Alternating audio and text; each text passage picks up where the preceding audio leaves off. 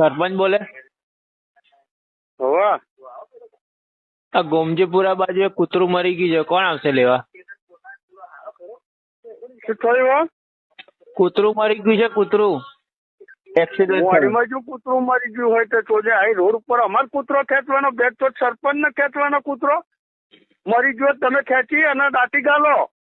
તો તમે આવવાના હતા, મને નંબર આલ્યો. અલ્યા ભાઈ પણ મારા નામે હરિજન ને બોલાવીને ખેંચાઈ લેવાનું, એ મારે આવવાની જો જરૂર.